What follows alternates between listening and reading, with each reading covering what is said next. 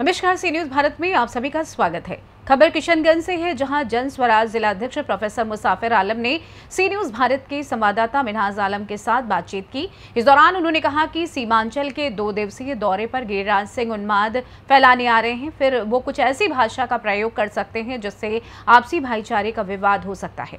Professor मुसाफिर आलम ने बताया कि गिरिराज सिंह के सीमांचल के दौरे पर आने का मतलब है कि उन्माद फैलाना और आपसी भाईचारे को बर्बाद करना, यही उनकी मंशा है। आगे उन्होंने क्या कुछ कहा, आप भी देखिए हमारी ये खास रिपोर्ट।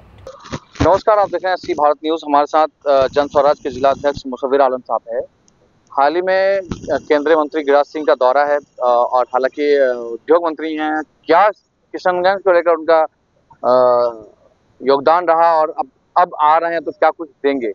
और कुछ ऐसे भी हैं, वो बीच बीच में कुछ ऐसे बयान दे देते हैं जिसमें लगातार सिर्फ एक समुदाय को टारगेट लगातार किया जा रहा है। अल्पसंख्यकों के प्रति टोपी, दाढ़ी और पाकिस्तान चले और इस तरह की जो टिप्पणियां होती है, क्या इसको लेकर किस एंगल से देखते हैं? प्रोफेसर मुसाफिर आलम साहब, हम इनसे बात कर लेते हैं। सर, क्या लगता है आपको, गिरिराज सिंह का सीमांचल दौरा फिर से होने जा रहा है और सीमांचल को लेकर के पिछली सरकार में भी मंत्री रह चुके हैं, फिर कुछ नहीं कर सका, अब फिर आ रहे हैं, क्या उम्मीद लग रहा है? देखिए, माननीय गिरिराज सिंह जी मंत्री भारत सरकार, उनको पोर्टफोलियो जो मिले, लेकिन वास्तविकता यही है कि उनको पूरे भारतवर्ष में उन्माद फैलाव पोर्टफोलियो मिला हुआ है। अब तक कभी बिहार के बारे में या खुद उसके कंस्टिट्यूंसी के बारे में मैं नहीं जानता हूं कि उन्होंने विकास के बारे में, जनता की भलाई के बारे में कुछ। जहां तक सीमांचल में हिंदू स्वाभिमान यात्रा की वो बात कर रहे हैं, तो भाई हिंदुस्तान के सारे लोग स्वाभिमानी हैं, ठीक है, उस पर ये उनका संवैधानिक हक है। अगर वो यात्रा निकालते हैं तो हमें उस पर कोई आपत्ति नहीं, लेकिन आपत्ति इस बात पर है कि वो एक संवैधानिक पद पर बैठे हुए हैं, सांसद है, भारत सरकार में मंत्री है, और संविधान की प्रति को उठाकर उन्होंने शपथ लिया कि मैं भारत के नागरिक के लिए बिना कोई द्वेष, बिना कोई दुर्भावना, धर्म जात से ऊपर उठकर सबके लिए बात करेंगे। लेकिन जहां तक उनका एक अभियान है या यात्रा है, सब जग जाहिर है वो किस नियत से कर रहे हैं, तो मेरा कहना है कि वो करे, उनका संवैधानिक अधिकार है, लेकिन वो संविधान की मर्यादा को ख्याल में रखते हुए पहले अपने पद से इस्तीफा दें, पहले अपने पद से त्याग पत्र दें, सांसद से, मतलब आप सांसद से पद या मंत्री से इस्तीफा दें। इस्तीफा मांग रहे हैं, एकदम इस्तीफा मांग रहे हैं, क्योंकि उन्होंने शपथ लिया है कि मैं बिना कोई द्वेष, कोई भावना, बिना कोई धर्म के आधार पर, जात के आधार पर हम कोई काम नहीं करेंगे। आप शपथ लेते हैं संविधान का और संवैधानिक पद पर बैठे हुए हैं, फिर वो आपका, मैं मानता हूँ हर जात, हर धर्म के लोगों को अपने धर्म के लिए प्रचार करने का अधिकार है, यात्रा करने का अधिकार है। गिरिराज सिंह भी भारत के नागरिक है, उनको भी अधिकार है। बिहार में इलेक्शन है, इसलिए शायद इस तरह का यात्रा निकाला। वो तो आप सब जानता है, बताने की जरूरत क्या है। अब उनके पास तो कुछ ये बचा, एक ही एजेंडा बचा है, तो मेरा ये कहना है कि वो करे।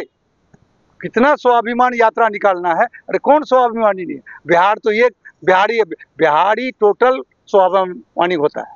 बिहार आज सबसे निचले पदान में है, लेकिन आज भी बिहारी के, आज हिंदुस्तान में बिहारी अगर बैठ जाए और जगह नहीं जाए तो बिहार, हिंदुस्तान बैठ जाएगा। प्रोफेसर साहब, नहीं लगता पिछले टर्म में मंत्री रहे, सीमांचल को कुछ नहीं दिया, स्पेशल पैकेज नहीं दे सके केंद्र से ला करके, तो आपको लग रहा है क्या वो इंसान दोबारा कुछ कर लेंगे?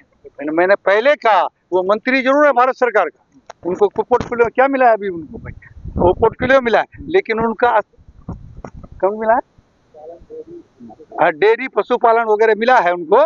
तो हमारा ये कहना है कि उनसे कोई मतलब नहीं है, उनका असली पोर्टफोलियो उन्माद फैलाओ पोर्टफोलियो, मतलब उन्माद फैलाने के लिए आ रहे हैं उसके। हाँ, उनका एक ही काम है।